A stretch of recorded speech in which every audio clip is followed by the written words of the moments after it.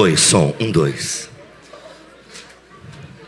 Eu tenho que renovar essas fotos, urgente. Eu nem uso mais esse óculos.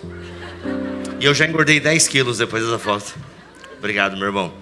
Gente, que alegria poder estar aqui. Tome seu assento, fica à vontade. Quanto tempo eu tenho? Ah, que legal. Eu tenho 1 hora, é isso ou é menos? Glória a Deus, que bom. Bom, vamos pensar junto então um pouco. Gente, a minha voz está falhando porque eu peguei gripe semanas atrás. E como eu não paro de falar, aí a minha voz ela ficou um pouco danificada. Mas vamos que vamos. Vocês estão me ouvindo bem? Vai bater uma foto, moça? Bate que eu me mexo muito. E aí eu não sou muito bonito. E aí eu tenho que pegar uma foto num ângulo bom, entendeu? Que você vai fazer assim, ó. Vai lá então, você bate uma foto bem legal. Obrigado, querida. Essa ficou legal aí, pronto. Muito bom, gente. Então a gente tá aqui pra pensar. Vai ficar isso aqui mesmo? Nossa, mano. Vocês querem fazer o meu curso de coach, como se dar bem na vida e ficar milionário antes dos 30? Tá ali, é com esse cara ali. É mentira, não tem, né? Não existe isso daí. Vamos lá, gente. O sonho do divergente. Caramba, que legal. Fazer sonhos é natural nosso, certo? Fazer sonhos, planos. É bom que a gente faça, em última análise. Tem aquele tipo de pessoa, de gente. Eu era mais ou menos assim, na verdade, quando eu tinha a idade de vocês. Quando eu tinha a idade de vocês, eu tinha poucos sonhos, na verdade. Eu cheguei à fé com 17 anos e eu tinha poucos sonhos, a verdade é essa. Inclusive, quando eu escrevi o livro Deus que Destrói Sonhos, o primeiro título do livro se chamou O Deus que Destruiu os Meus Sonhos. Até que uma amiga minha me perguntou: Bibo, qual foi o sonho que Deus destruiu e por isso tu está escrevendo esse livro? Aí eu parei para pensar, sabe que Deus não destruiu nenhum sonho meu, porque eu nunca fui um cara muito sonhador. Eu tinha poucas expectativas assim na vida. Isso, vamos viver, enfim. E quando eu cheguei à fé, eu logo quis ser o que eu sou hoje. Quando cheguei à fé, logo quis estudar teologia, estudar a Bíblia e ensinar a Bíblia. Então meio que sim, estou vivendo meus sonhos em última análise. Mas eu nunca, então eu mudei o título do livro e coloquei O Deus que Destrói Sonhos, né? Mas a verdade é que também ser como eu não é legal. Sem muitos planos, sem muitos objetivos, eu só ia fazendo as coisas. Também nunca fui parado, né? Nunca fui um jovem que ficou esperando as coisas caírem do céu. Não, sempre agi, sempre fui atrás, sempre corri atrás, mas sempre muito comedido. Contrapartida tem os sonhadores. Contrapartida tem aquelas pessoas que realmente sonham em ficar milionária antes dos 30. Tem aquelas pessoas que realmente estão toda hora fazendo planos, fazendo sonhos. Se é solteiro, geralmente no movimento evangélico tem aquela neura de querer casar. Isso eu nem conheço direito a religião de vocês, né? O movimento de vocês, mas deve ser igual, porque é meio que padrão jovem cristão, né? Com quem que eu vou casar? E meu Deus, e fica idealizando um monte de coisa, sabe? E então tem o sonhador, né? A sonhadora. E às vezes eu converso com jovens assim.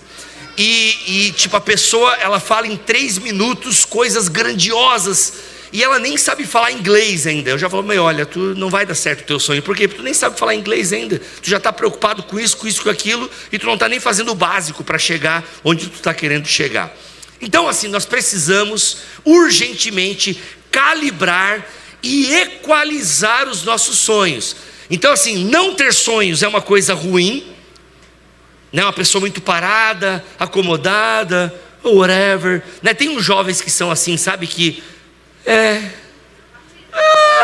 que dá vontade de dar um, sabe, se eu botar a mão aqui na nuca e fazer assim, ó, para ver se pega no tranco, entende? Tem jovem que é mais devagarzinho, mais de boa, e aí tem o jovem que é o contrário, sonhador, sonhadora, e quer fazer 1000 coisas e acaba não fazendo nada, fala demais e faz de menos.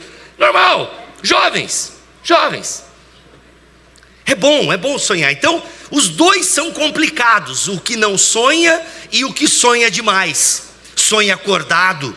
Os dois são complicados. Por isso que nós, criados à imagem e semelhança de Deus, temos no nosso coração esse desejo e temos colocados pelo próprio Deus essa arte de poder criar as coisas, de poder pensar as coisas e fazer realmente uma diferença nesse mundo que Deus criou e foi contaminado pelo pecado. Agora, a maneira com que vamos sonhar, e por isso que é o título da minha mensagem, a maneira que que vamos sonhar e executar esses sonhos, elas fazem completamente diferença na nossa vida, porque nós pertencemos a uma outra estrutura de vida. Nós pertencemos a uma outra mentalidade. Aliás, se tem uma palavra que define a carta de Paulo aos Filipenses, é uma nova mentalidade, um novo jeito de pensar. Paulo começa o capítulo 2 da sua carta aos Filipenses, quando ele vai falar do hino a Jesus, ele fala o seguinte: olha, tenham em vocês a mesma maneira de pensar, a mesma maneira de agir. Ou seja, tenham a mesma atitude de Cristo. Tenham a mesma atitude de Cristo. Com que Cristo sonhava, será? Aliás, Estênio Márcios, um grande cantor cristão, ele pergunta em uma de suas músicas: será que ele sonha como Deus? Ou será que ele sonha como homem? Será que ele sonha com a glória que ele já teve? Ou será que ele sonha com a cruz? É linda essa música, fala da dupla natureza de Jesus, e ela é uma música muito linda. Se você quiser chorar ouvindo uma canção, coloque Alguém Como Eu, de Estênio Márcios. Mas com o que Jesus sonhava? Se é que Jesus sonhava, né? Jesus não sonha, mas ele dormia. O que ele pensava? O que ocupava o coração de Jesus? O que ocupava a mentalidade de Jesus? Bem, se nós lermos os evangelhos, se nós lermos aqueles que depois sucederam a Jesus, a gente vai perceber nitidamente aquilo que ocupava a mente. A palavra atitude é uma palavra que para a nossa geração, né, nos últimos 30 anos, ela é uma palavra importante, né? Tenha atitude, não é falado assim, ó, tenha atitude. As pessoas querem atitude. Toma uma postura, rapaz, toma uma postura, tenha uma atitude. Então atitude é uma coisa muito importante para o mundo que a gente está vivendo. E se tem um povo que pode tomar a atitude que inclusive pode consertar o mundo, é aquele povo que se diz o povo de Deus. Qual era então o sonho de Jesus? Qual que é o sonho de um discípulo? Aqui vamos tentar entender a palavra sonho, não como aquele negócio que a gente fica imaginando que vai acontecer. Não, porque Deus, ele não sonha, Deus faz. Da mesma forma, aquele que é discípulo de Jesus, aquela que é seguidora de Jesus, não fica sentado, pensando, sonhando, não, faz acontecer. O sonho de Jesus, a atitude de Jesus, é uma atitude do quê? Qual é a atitude que Paulo está falando que Jesus teve? É a de esvaziamento e a de serviço. Você vai ler isso, você lê em Filipenses capítulo 2. Quando você vai ler João capítulo 13, o que Jesus pede? Me dá aqui uma bacia, me dá uma toalha. O que Jesus faz? Lava os pés dos seus discípulos. E o texto começa dizendo o seguinte: antes de ir para o Pai, Jesus lavou os pés dos seus irmãos, nos dizendo o seguinte, que o caminho para Deus passa pelo pé dos meus irmãos. Todo o ministério de Jesus foi em prol do outro. Ou seja, o desejo, as volições, as vontades de Cristo e dos seus discípulos são vontades que nos levam para o serviço ao outro. É o que a gente está ouvindo aqui, pelo jeito, o dia inteiro nessa conferência. O divergente hoje é aquele que para de pensar em si e começa a pensar no outro. O divergente hoje é aquele que pensa e elabora a sua vida para que seja uma bênção para os outros e não somente para si. Então o sonho de um discípulo, ou seja, o pensamento de um discípulo, é ter uma vida, é elaborar uma vida, é fazer uma vida, é construir uma vida em que a glória de Deus é manifesta. Mas isso ainda, vamos viver para a glória de Deus. Isso é meio vago, né? Vamos viver para a glória de Deus. Ok, em termos práticos, o que isso significa? Ser uma bênção no jardim em que você está plantado. Você é aluno, você vai ser um ótimo aluno. Talvez você não seja inteligente, talvez você tenha dificuldade em português, talvez você tenha dificuldade em matemática, física, biologia, geografia, seja lá que matéria você talvez não seja muito bom. Educação física, nunca te escolhem, porque você é ruim, corre devagar, é lento. Só que há uma diferença, gente, há uma diferença entre aquele que se esforça e aquele que é desinteressado. Eu já dei aula para vocês, para a idade assim, sabe? Galerinha de 13 a 14, assim, de 11 a 14 anos e tal. E você via nitidamente 3 tipos de alunos: o inteligente, o desinteressado e o esforçado. Entende? Tinha o inteligente, mandava bem em tudo e tal, pai ia bem. Tinha o desinteressado, não estava nem aí para nada, notas horríveis, desrespeitoso, mal educado. E tinha o esforçado, limitado na sua intelectualidade, mas esforçado. E me lembrou muito eu em matemática. Nunca fui bom em matemática. Aliás, eu não sou bom nem em português, né? Porque eu não sou nem de humanas, nem de exatas. Eu sou de divinas, então é meio complicado. Aí, desculpa, isso é desculpa para a minha burrice, né? Mas o quê? Quando a gente vê o esforçado, a gente valoriza isso. Valoriza.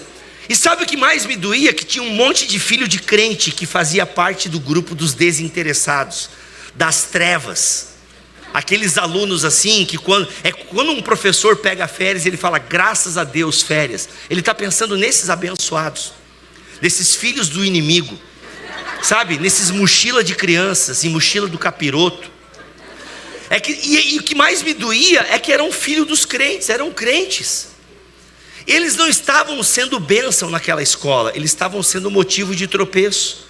Então você quer viver para a glória de Deus? Você quer ter um sonho divergente? Comece sendo alguém esforçado, educado.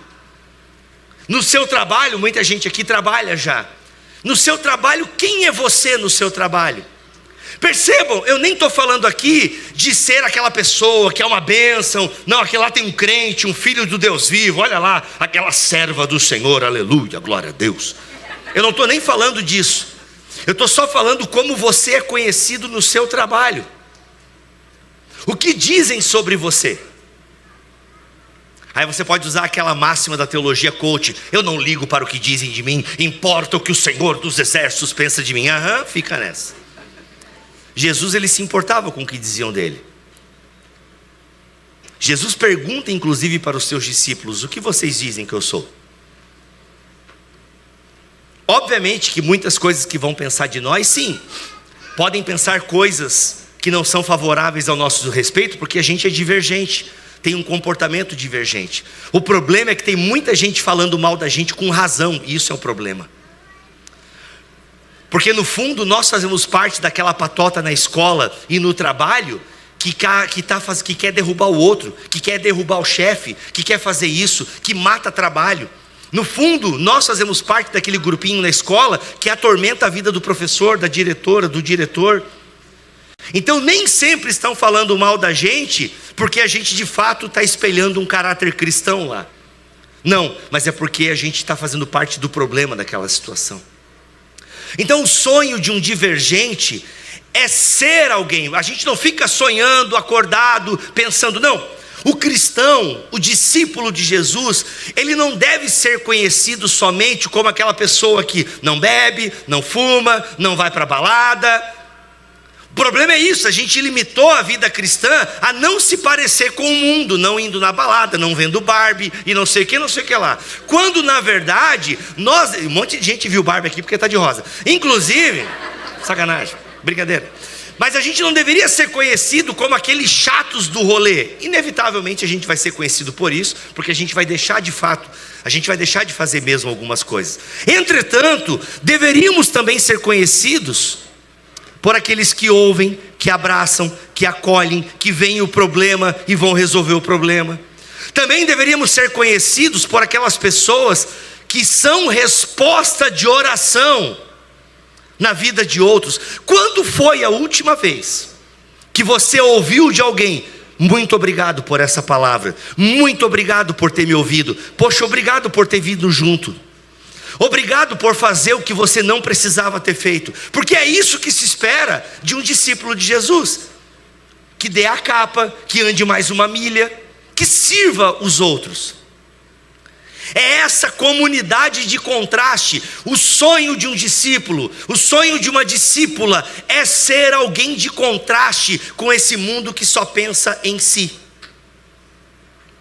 O sonho de um discípulo de Jesus, o sonho de uma discípula de Jesus é ser uma comunidade de contraste.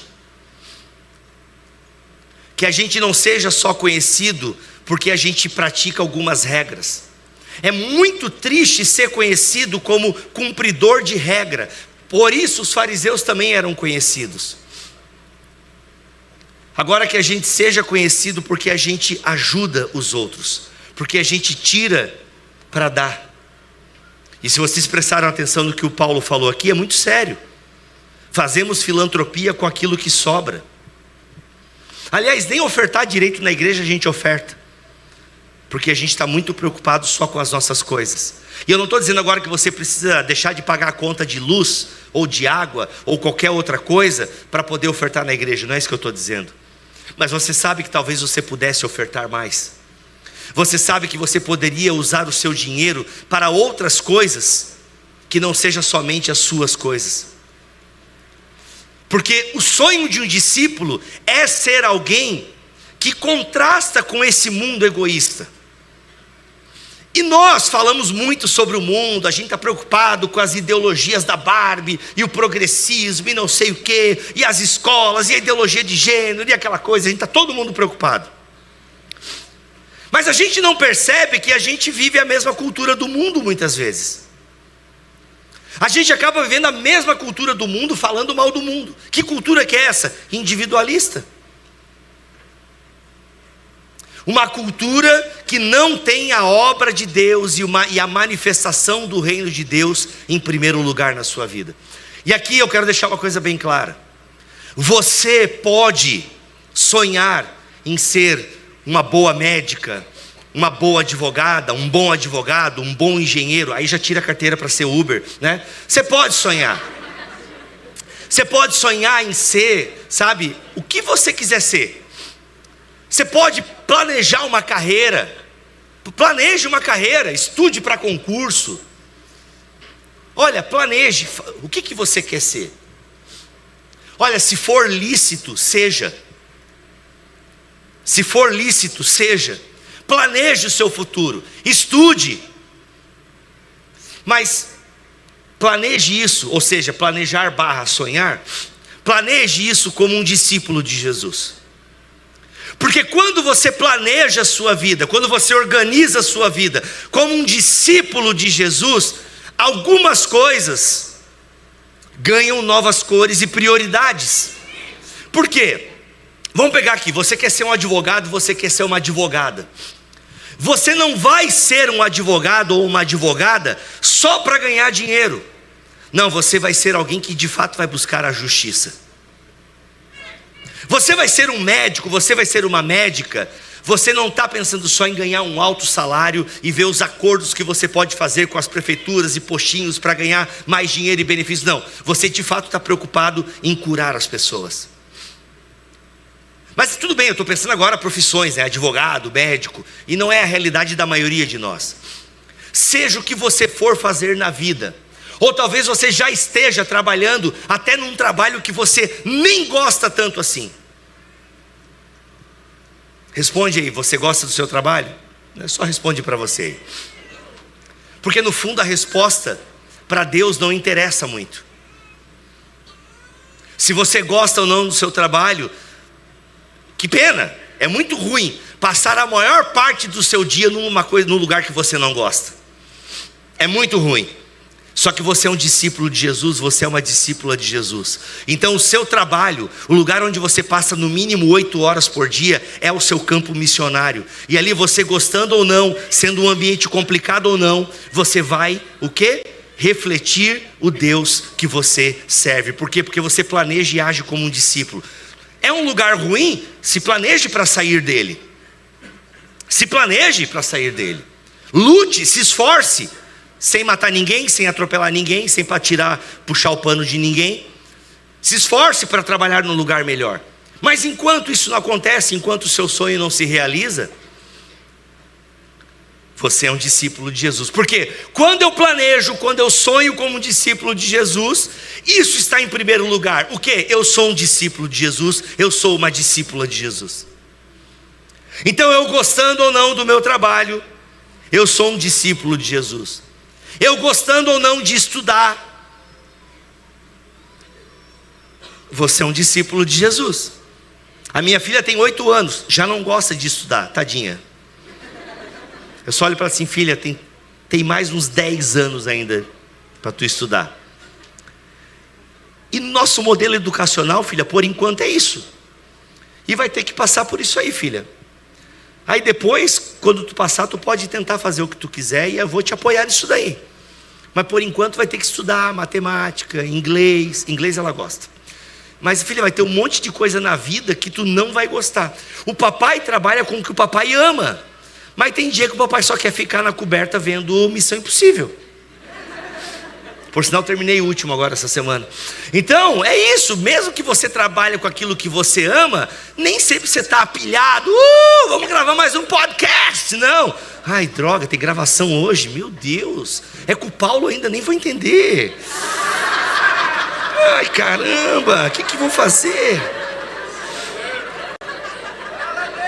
Que? Fala, Deus, o quê? É só prestar atenção que vai. Agora um parêntese bem inútil aqui agora. A primeira vez que eu fui entrevistar o Paulo eu estava nervoso. Porque, como é que eu vou fazer uma pergunta para ele depois que ele terminar de falar, né? E é isso aí, deu certo. Aí, no fundo, a gravação deu problema na câmera. Aí não filmaram, não foi gravado, não foi publicado. Foi, tipo assim, foi uma das melhores entrevistas que eu fiz e só quem estava lá publicamente viu. Mas enfim, aconteceu. O que eu quero dizer é o seguinte, é que você pensa e sonha como um discípulo. Gente, vamos abrir a Bíblia aqui, Filipenses capítulo 1. Olha o que Paulo está dizendo. Filipenses capítulo 1, versículo 20 em diante.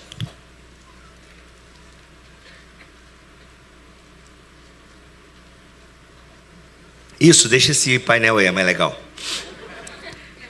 Filipenses capítulo 1, a partir do versículo 20. A NVT, a nova versão transformadora, ela dá como epígrafe: a vida de Paulo é dedicada a Cristo. Essa epígrafe, esse subtítulo não está no original. Isso aqui já é uma interpretação dos editores da Bíblia, mas na minha opinião reflete muito bem o texto que a gente vai ler agora. Minha grande expectativa e esperança é que eu jamais seja envergonhado, mas que continue a trabalhar corajosamente como sempre fiz, de modo que Cristo seja honrado por meu intermédio. Quer eu viva, quer eu morra. Isso aqui é maravilhoso. Quer eu viva, quer eu morra. Pois para mim o viver é Cristo e o morrer é lucro. Mas se eu continuar vivo, olha só, gente, Paulo, ele está assim cansado já, muitos problemas.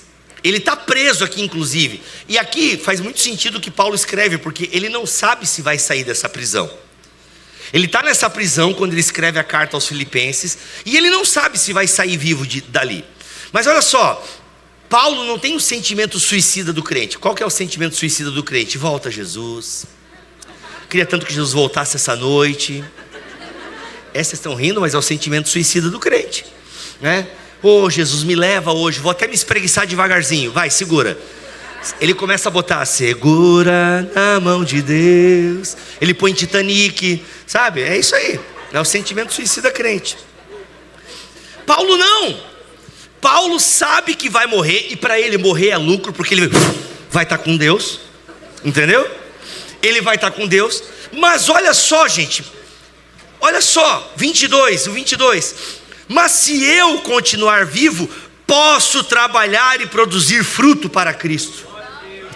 Esse é o objetivo da vida de um crente: produzir fruto para Cristo. É João capítulo 15, gente. É uma vida que frutifica. Então, eu e você não somos o apóstolo Paulo.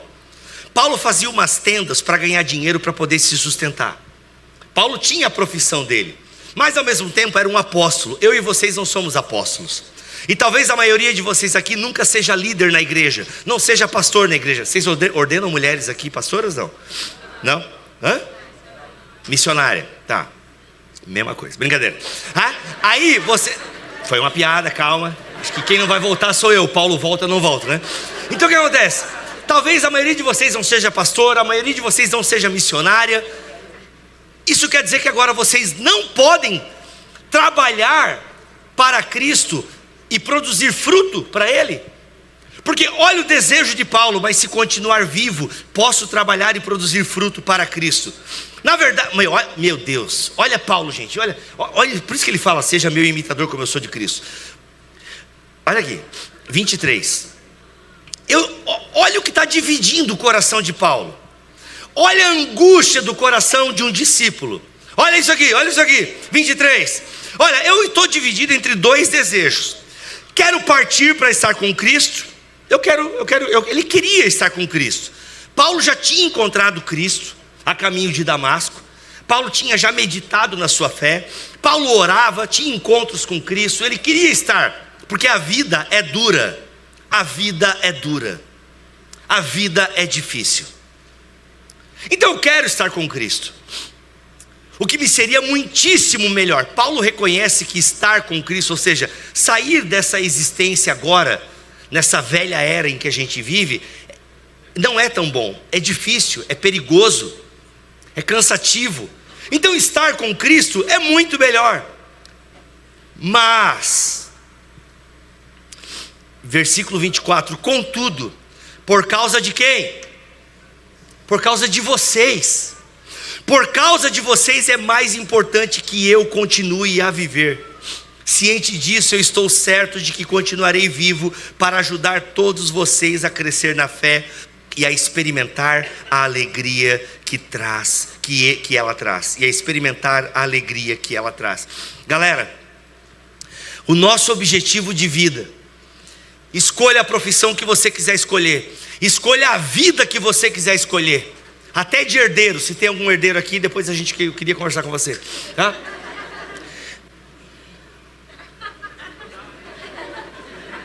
Põe ali o Divergente, tá? Escolha a vida que você quiser escolher.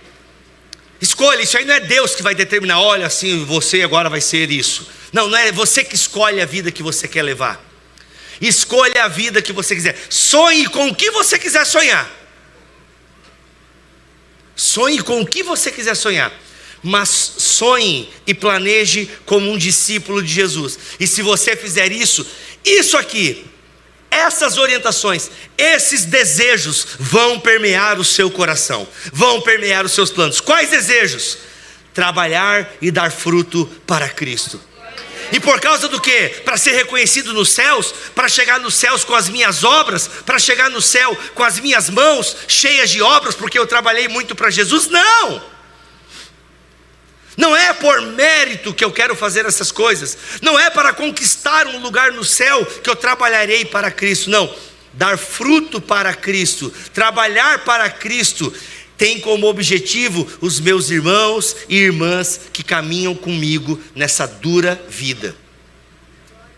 É isso, é sobre isso, é sobre uns aos outros. A palavra alelon, que Paulo utiliza mais de 14 vezes em suas cartas. Alelon significa o quê? Uns aos outros. Uns aos outros. Dons espirituais, graças a Deus temos listas enormes de dons espirituais. Ore, busque dons espirituais. Mas para que serve dom espiritual? Para você se sentir bem? Não, para você servir. Para você servir. O poder do Espírito Santo desce sobre nós, mas receberei poder ao descer sobre vós o Espírito Santo. Para quê? Para você se sentir bem? Sentir frio na barriga? Se sentir abençoado? Se sentir cheio de Deus? Não, para ser testemunha. Recebe poder de Deus para ser testemunha.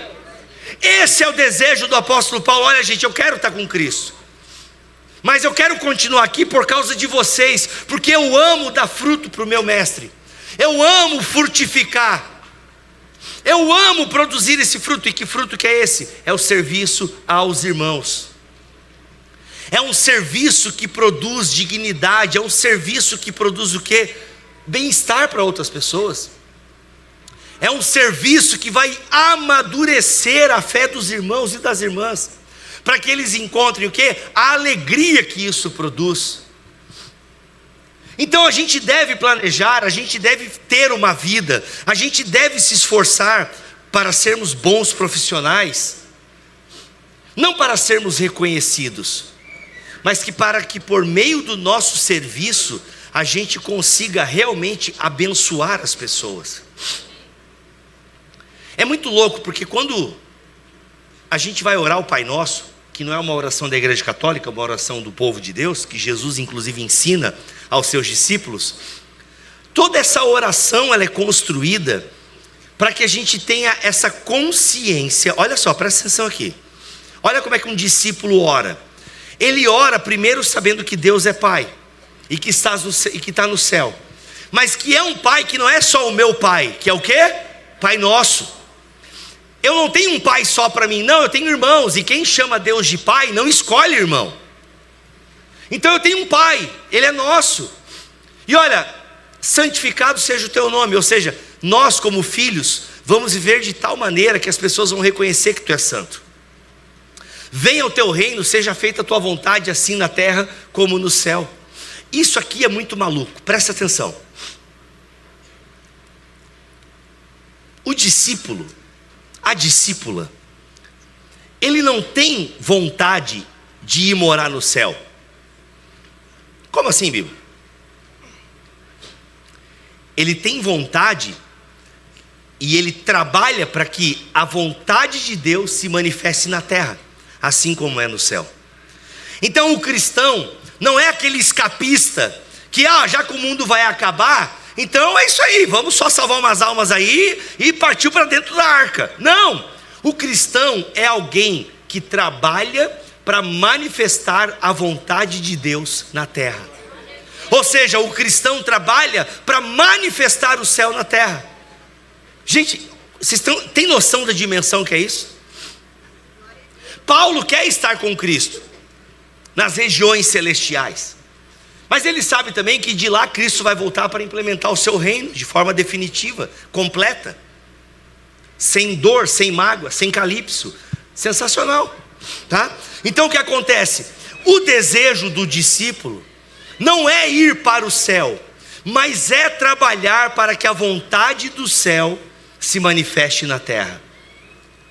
Santificado seja o teu nome, venha o teu reino, seja feita a tua vontade. Esse desejo, olha aqui, presta atenção, esse desejo na oração do discípulo, venha o teu reino, não é um desejo passivo, não, ele trabalha para que esse reino se manifeste. Por quê? Porque ele é um súdito desse reino, ele representa esse reino. A Bíblia utiliza algumas linguagens para isso, inclusive a linguagem da embaixada. O que é uma embaixada? É um lugar em outro lugar que representa um lugar, tipo Paulo agora, né? A embaixada do Brasil nos Estados Unidos, lá naquela embaixada o que vale são as leis brasileiras ali dentro. A embaixada brasileira está lá nos Estados Unidos e representa o Brasil naquele lugar. A embaixada americana está aqui no Brasil e representa os Estados Unidos aqui no Brasil. Ou seja, nós somos embaixadores de Cristo. Nós representamos Cristo aqui nessa velha era. Nós representamos o novo aqui no velho. Isso deveria mudar a nossa forma de pensar e conduzir a vida. Quando você lembrar do seu trabalho chato, do seu patrão chato, ou talvez você seja o patrão chato, né? Quando você lembrar, sabe, daquela aula chata, daquele professor, quando você lembrar disso, sabe, das coisas que estão te machucando, que estão te deixando chateado, quando você lembrar dessa vida dura que a gente leva aqui, e sabe que não é só a sua vida que é dura, todos nós temos durezas na vida, todos nós temos problemas. Sabe que você não está sozinho nas chateações da vida, todo mundo tem chateações. Vida perfeita não existe. Não acredite em influencers de Instagram. Aliás, o influencer de Instagram é tão falso que até a chateação ele romantiza, né? É impressionante. Então, independente da chateação da vida que você tem, do problema que você enfrenta, você tem que se ver como um discípulo, como uma discípula de Jesus. Independente do problema que você enfrenta, saiba que antes do seu problema, antes da chateação, existe uma missão. E é essa missão que te motiva a encarar as chateações. Vou dar um exemplo prático para vocês. Nenhum pai, nenhuma mãe, nenhum casal quando engravida, quer um filho com deficiência? Quer o filho com alguma neurodivergência? Nenhum pai quer. Kalel, meu filho de 4 anos, é autista. E é um desafio ter um filho autista. Independente do nível de suporte, é um desafio. Porque ele não é como as outras crianças. E é um desafio para nós. E a gente chora, a gente se desespera. É muito difícil. Mas, talvez, se não fosse o meu filho Kalel, nessa condição neurodivergente, a minha esposa não estivesse envolvida na igreja, justamente com pais que passam os mesmos problemas que nós passamos. Porque a minha esposa entendeu e eu entendi que antes do nosso problema há a nossa missão. Que missão? Ser bênção na vida dos outros. A gente não queria que nosso filho tivesse essa condição. A gente queria que ele fosse normal como outras crianças, mas ele não é. E o que a gente faz? A gente ressignifica as coisas, porque a gente é crente. A gente sabe, inclusive, que tem crianças com condições mais severas que a do nosso filho. E a gente está lá para ajudar essas pessoas. Mas a gente também tem os nossos problemas. A gente também tem as nossas dificuldades. Mas nós somos crentes. Nós somos discípulos de Jesus. Nós sonhamos e planejamos como quem quer ser bênção na vida dos outros. Então, isso não nos paralisa. Isso vira o quê? Matéria. Isso vira o quê? Ensinamento. Isso vira o quê? Disciplina. Isso vira o quê? Compromisso. É claro, gente, tem um período que é só choro mesmo. Não foi assim, tá aqui o diagnóstico, é autista. Olha só que legal, filho autista, agora a gente vai ajudar todo mundo que tem problema com autismo. Não, foram tempos de choro. Foram tempos de, poxa, que pena. Foi triste. É isso. Mas a gente vai ficar o que agora? Culpando e pensando na culpa. O que a gente fez para o nosso filho nascer assim? Por que Deus nos deu um filho nessa condição? Ó Deus, ó céu, ó Pai. Vai ficar chorando a pitanga? Não. A gente chora porque tem tempo de chorar. Então a gente chorou o tempo que tinha que chorar, mas a gente é crente. Então chega uma hora que o choro vira o quê? Ele rega uma semente de um novo propósito. Porque o crente é isso, ele passa pelo problema e o problema vira o quê? Escola de Deus. O problema vira o quê? Uma ferida que cicatriza, e essa cicatriz vai nos lembrar sempre daquilo que nós enfrentamos, ou que nós estamos enfrentando, mas a gente tem uma missão, porque a gente sonha e projeta e planeja como um discípulo de Jesus. A gente quer ser bênção para as pessoas. Então a gente continua enfrentando problemas, mas a gente não vai ser dominado por eles. Então, seu emprego é ruim, se capacite para ter outro emprego. Ou quem sabe, para de reclamar e começa a fazer um bom trabalho. Porque patrão também sente isso. Você que é patrão, não precisa ser opressor, não precisa ser orgulhoso, não precisa mostrar para todo mundo que você manda. Aliás, se você é patrão, se você é patroa, sirva, porque esse é o modelo de Jesus. Leia a carta de Paulo a Filemão. Sirva. Não importa a sua condição, não importa se você gosta ou não, dê frutos. Frutifique onde você estiver. Que o seu desejo esteja permanecer nessa terra, para ser bênção na vida dos seus irmãos e das suas irmãs. Esse é o desejo que consumia. Sabe, a gente precisa inclusive crucificar os nossos sonhos. Levar para a cruz, aos pés da cruz, os nossos planos, os nossos sonhos. Eu falo sobre isso no meu livro Deus que Destrói Sonhos. Gente, eu trouxe só 19 unidades, tá? Então quando pôr o sol, corre. Eu não sei onde vai ser vendido também, tá? Depois fala com a organização aí. É que, gente, eu não consegui trazer mais, foi mal. Mas quem não conseguir comprar aqui, compra na Amazon, que é bem... ou na Editora Plenitude também, é um preço bem legal. Ou na loja da sua igreja. Então a gente precisa o quê? Crucificar os nossos sonhos. Levar os nossos sonhos aos pés da cruz. Os nossos planos, os nossos desejos. Por quê? Para que eles sejam ressignificados. Para que eles sejam equalizados na frequência de Deus. Então porque quando eu começar a planejar e crucificar os meus sonhos, eu não vou ter aquele sentimento assim, ó. Senhor, quando chegar o momento, dá para um sentar na tua direita e outro na tua esquerda? Tem 2 discípulos que chegam para Jesus em Marcos capítulo 10, se não me falha a memória. E olha o desejo deles, olha os sonhos desses discípulos. Os sonhos desses discípulos eram poder, Eles queriam ter o quê? Um lugar de poder, sentado à direita, sentado à esquerda. Aí Jesus fala assim: olha gente, vocês não sabem o que vocês estão pedindo não. Quando chega a hora, vocês vão entender o bagulho. E aí o Tim Keller fala uma coisa muito legal, porque quando chegou o grande momento, o ápice do ministério terreno de Jesus, qual foi o ápice do ministério terreno de Jesus? A cruz. O que ele tinha do lado esquerdo e direito dele? 2 ladrões. Vocês não sabem o que vocês estão pedindo. Então crucifiquem os sonhos de vocês, porque vocês têm sonhos de poder, de grandeza, de domínio, quando na verdade eu trago para vocês toalha e bacia. Quando eu estou pedindo para vocês crucificarem esses sonhos, por quê? Porque quando vocês crucificarem os planos e sonhos de vocês, quando o ego de vocês forem transformados, quando vocês entenderem o autoesquecimento, aí vocês começarão a entender e planejar a vida de vocês para serem bênção na vida das pessoas, e não só quererem que as pessoas abençoem vocês, e não só quererem as bênçãos do Pai. Não. Vocês viverão uma vida onde vocês serão abençoados, mas a bênção que o Pai dar a vocês é para repartir com os irmãos. Tem um meme, né, para quem é viciado em Instagram como eu, já deve ter cruzado com esse meme, em que tem assim, a vida de irmão.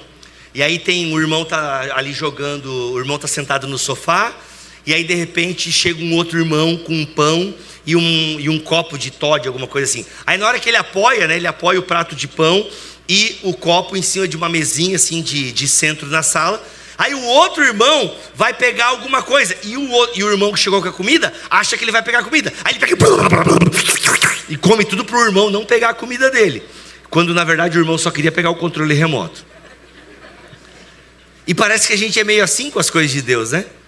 A gente é meio apavorado. O pirão pouco, eu primeiro.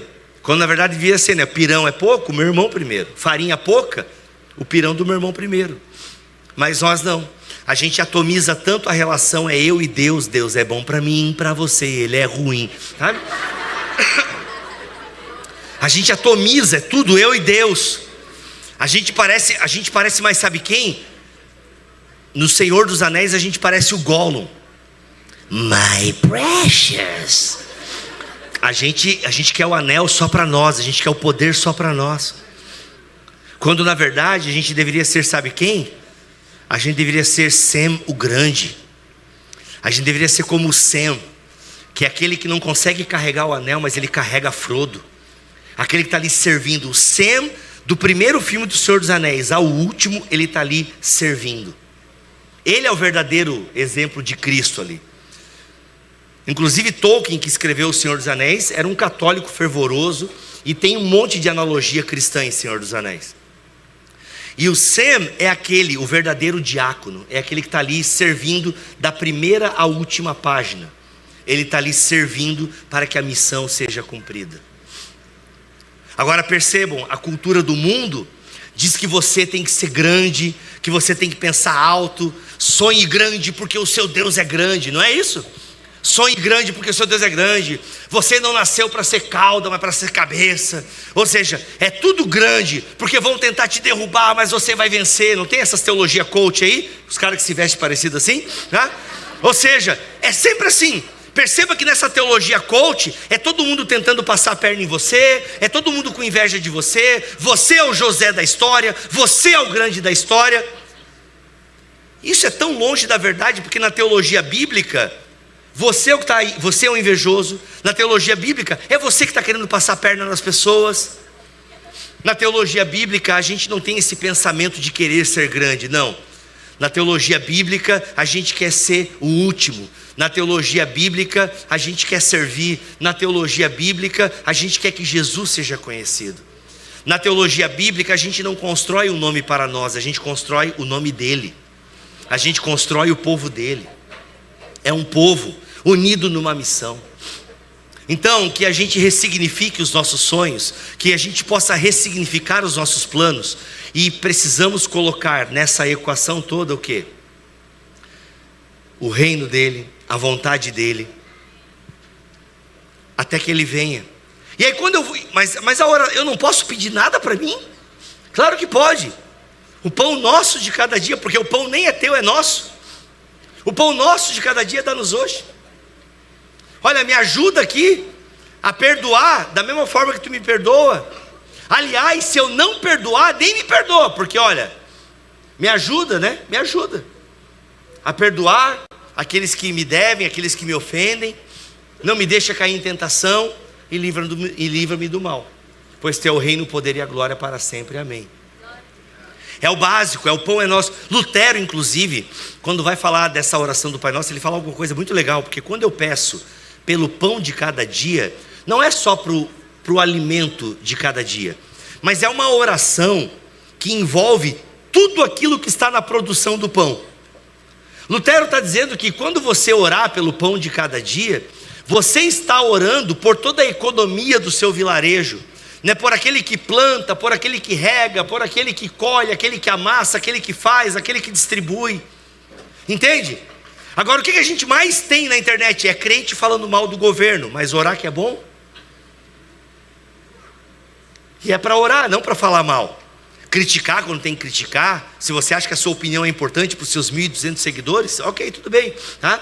Mas orar é fundamental. Orar é fundamental. Quando você ora pelo pão de cada dia, e não só orar, Senhor, abençoa a economia do meu país, Senhor, dá sabedoria a quem está no poder dessa nação, os abençoe, Senhor, para a glória do teu nome e piedade com o teu povo. E não somente isso, ao pedir o pão de cada dia, você não vai, porque o crente nunca é alguém passivo, tá, gente? Alguém que fica ali esperando cair do céu, não. Ele também vai trabalhar e ser um ótimo funcionário para que a economia gire, entende? Então tu vai ser alguém que vai fazer a coisa bem feita, por quê? Porque assim Deus é glorificado, entendeu? Você vai fazer bem feito não para receber elogio dos homens, mas porque aquilo de alguma forma glorifica a Deus. Então você se destaca como aluno, você se destaca como alguém esforçado no seu trabalho. Quero deixar bem claro, não estou dizendo ser o mais inteligente da turma, não. Talvez você não vai ser o mais inteligente da turma, mas o professor sente quando você é esforçado e quando você realmente está tentando e não colocando no chat GPT para que uma inteligência artificial faça para você, tá? Quando você no seu trabalho não é ser o melhor funcionário do mês porque você tem mais habilidades, não, mas você é alguém que a empresa pode contar, que os seus amigos podem contar. E se talvez acontecer de você ser o funcionário, isso aqui está com uma cara de funcionário do mês, né? Funcionário do mês. É legal ser o funcionário do mês, ser o aluno da sala, honra ao mérito, sei lá. Mas em algum momento, se o seu, presta atenção nisso aqui, se o seu coração estiver no lugar certo, em algum momento você vai ter um espaço, um momento para uma conversa, aonde você vai poder dar as honras e os méritos àquele que te fez desse jeito. Quando você tem um coração missional, quando você tem um coração no propósito, na missão de Deus, você pode ser o melhor aluno da sala, o funcionário do mês, mas em algum momento você vai ter a oportunidade de dizer o porquê você é assim. Olha, o que eu faço não é para ter o meu nome estampado numa parede, uma honra ao mérito. O que eu faço é porque eu sei que dessa maneira, servindo vocês, eu glorifico o meu Deus. É isso. A bondade não pode ser escondida, gente. A bondade não pode ser escondida. E a gente espera, o mundo espera a manifestação dos filhos de Deus. O mundo espera a manifestação das filhas de Deus. Onde nós estamos? Reclamando ou servindo? É uma escolha que a gente precisa fazer. Ou a gente escolhe caminhar na murmuração, inclusive o contexto do texto de Filipenses capítulo 2, 15, que é o tema, o grande tema dessa conferência. O contexto ali tem murmuração, que Paulo pega lá dos israelitas de Deuteronômio, de Números, e ele está dizendo, olha, gente, não murmurem, mas façam as coisas de forma decente, façam para a glória de Deus, façam as coisas sem murmuração. Essa é a escolha que você tem que fazer: ficar reclamando da vida e murmurando, ou assumir um coração de servo e servir as pessoas na condição e na realidade que você está. Essa é a escolha que você vai ter que fazer. Bíblia, é que tu não conhece a minha realidade. Eu realmente não conheço ela, mas o que eu conheço é a palavra de Deus, que pede e espera essa postura dos filhos e filhas de Deus.